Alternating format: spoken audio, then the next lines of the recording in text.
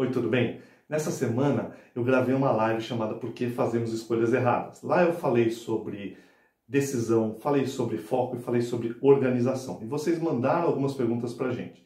Essas perguntas são o motivo desse vídeo. Então a gente vai responder, são 4 perguntas. A primeira pergunta que a gente vai responder é como trabalhar objetivos e metas. E aí eu vou fazer uma explicação para vocês.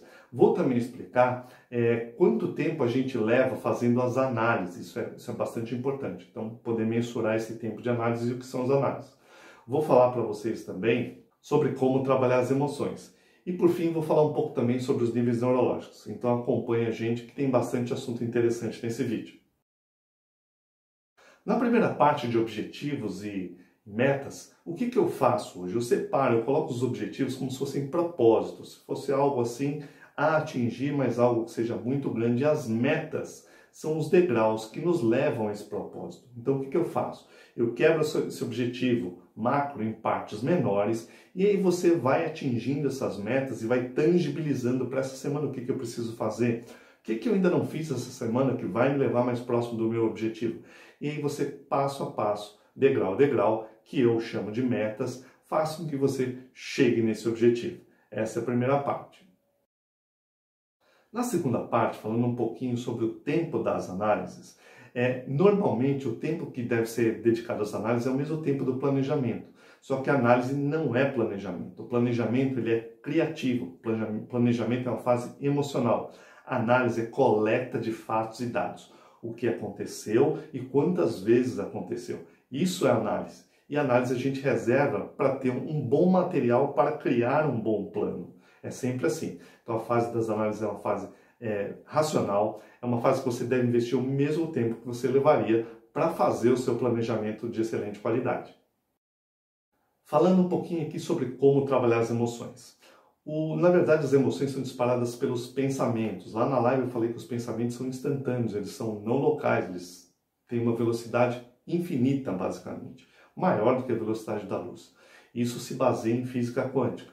Então a gente tem hoje evidências de que o pensamento é instantâneo. E o pensamento, ao disparar emoções, essas emoções elas vão se acumular, vão se moldar para que nós criemos comportamentos. Então, para mudar todo esse processo, a gente tem que voltar lá no pensamento.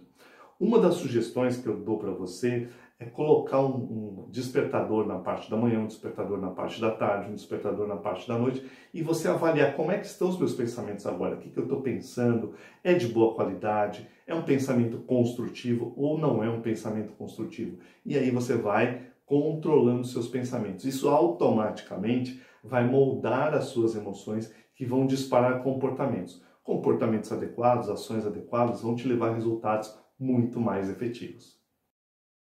E na última parte desse vídeo, a gente vai falar um pouquinho sobre os níveis neurológicos, que é um trabalho do Robert Dilts, que é um dos papas da programação neurolinguística. E dentro da neuroprogramação, a gente utiliza muito os níveis neurológicos, porque a gente entende que os níveis neurológicos eles são extremamente importantes para alterar tudo aquilo que a gente quer na nossa vida, desde o nosso legado até o nosso ambiente. E ele funciona dessa forma. Vou colocar a imagem para vocês aí. No primeiro nível, a gente está olhando para o legado, aquilo que eu quero deixar para o mundo, aquilo que vai além de mim. Qual é o motivo que te levaria a colocar a sua vida em risco? Então esse é um propósito mais nobre, esse é o legado. Esse legado, para que você atinja esse legado, você precisa se transformar nessa pessoa, esse é o seu nível de identidade. É muito forte a identidade, só que o legado manda na identidade. Depois da identidade, para suportar essa identidade, você tem que acreditar e tem que valorizar algumas coisas. Crenças e valores.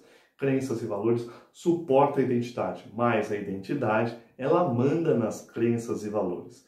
Crenças e valores, elas vão fazer com que nós desenvolvamos capacidades e habilidades. Essas capacidades e habilidades, algumas nós temos, outras nós temos que buscar. Dependendo daquilo que a gente acredite e valorize, nós vamos buscar essa capacitação ou deixar essa capacitação sempre da forma mais abrangente possível. Então, crenças e valores mandam no nível das capacitações. Baixando um pouquinho mais, nós temos o nível do comportamento.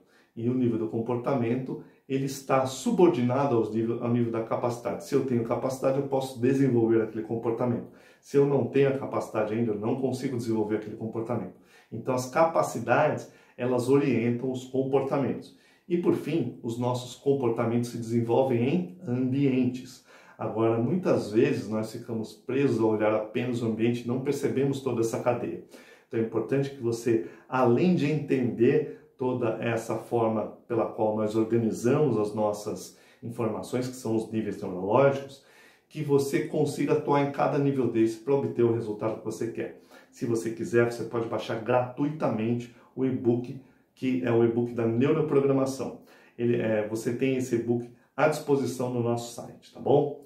Muito bem, eu agradeço muito a atenção de vocês até aqui. Se você ainda não é inscrito no nosso canal no YouTube, se inscreva, ou então acompanhe-nos, siga-nos aqui no Instagram. É a forma pela qual você diz que o meu trabalho está sendo bom e está sendo efetivo na sua vida. Eu espero continuar a poder te ajudar muito, muito tempo, porque ainda tem muito conteúdo para a gente falar. Um grande abraço, que você tenha uma semana muito vitoriosa.